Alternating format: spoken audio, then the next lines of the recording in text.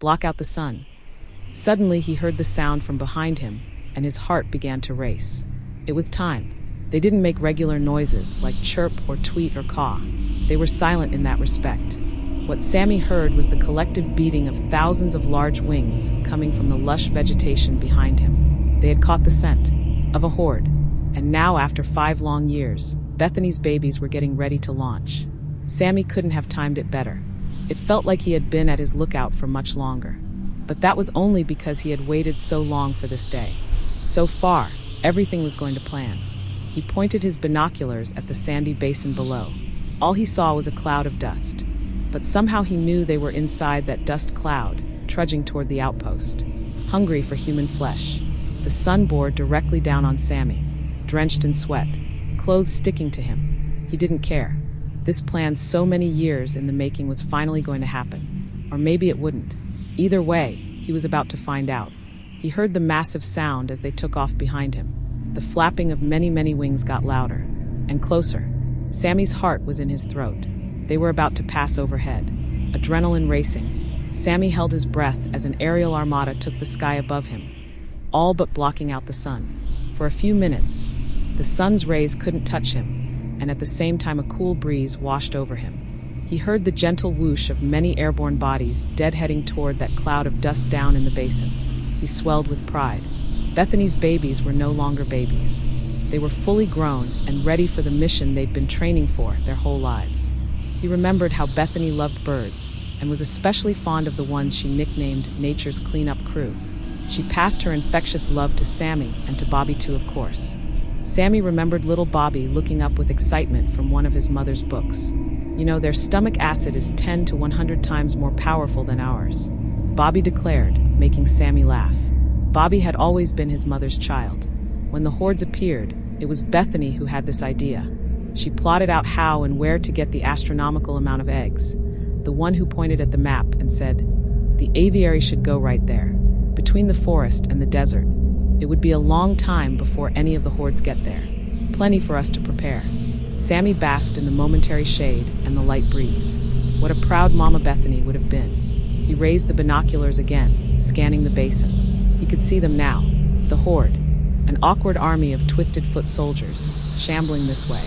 On the desert sand before them came that magnificent shadow, and above them the sky grew dark from the very things making that shadow. Darkness from above and darkness from below, closing like jaws. Within seconds, the shadow engulfed the horde, who had no idea what was about to hit them. Well, no horde has any idea about anything. All they know is where there are people to feast on. And right now there was plenty to feast on behind Sammy, just below the aviary. At this point, the underground community had the population of a small town. One by one, sometimes 2 by 2, stragglers would come, desperate for safety from the hordes, which outnumbered the living at least 3 to 1 by now. This particular horde was from the northeast. But there were more out there, ravaging any settlement of humans they could find, infecting them and thereby increasing their own numbers. "You're gonna need guns," somebody said 5 years ago. "Lots and lots of guns. You're crazy if you don't stockpile at least 100. So Sammy was crazy when he started the aviary without guns. After that day with Bethany and Bobby, he knew he would never fire a gun again. Those were the last 2 bullets Sammy would ever fire. If Bethany and Bobby were only here to see what was about to happen. The gigantic flock began to circle ominously above the horde. Bethany used to say when you see them circling like that, it's called a kettle, because it looks like boiling water. This was a tense moment. Vultures are scavengers, which means they only eat things that are already dead. But the horde moved. They moved like the living. Sammy had trained the birds for this. At least he hoped he had. It all started with putting a dead mouse on a string and pulling it along, letting the vultures get used to chasing their dead meals, injecting a little predator into the instincts of a scavenger. Again, Bethany's idea. "That's it, babies," Sammy said out loud. "Do your mama proud." The first of the vultures dived down. It attacked one of the horde. Confused, the zombie reached up to swat the vulture away, but the bird was way too quick. First it spat stomach acid into the zombie's face, blinding it and killing its sense of smell. Even through his binoculars, Sammy could see the immediate damage the vulture's spit had done to the disoriented zombie's face. Then the vulture grabbed onto the zombie's hand, rapid-fire clawing and biting. ripping away the thing's fingers in half a second, then going back for the neck, making a gaping hole of the zombie's throat.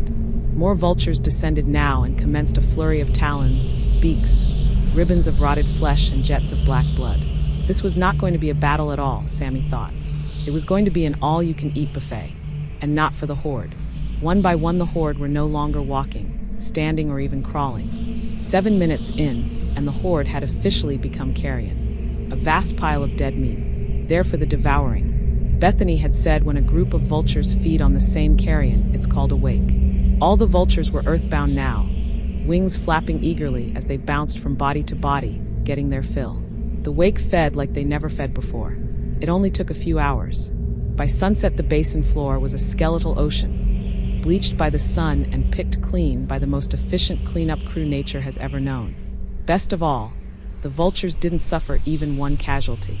Sammy watched as the last of the large birds flew overhead, back to the aviary, bellies heavy with what used to be the horde. Sammy exhaled loudly. That went even better than expected.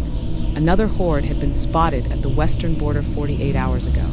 In a few days, Bethany's babies would feast again.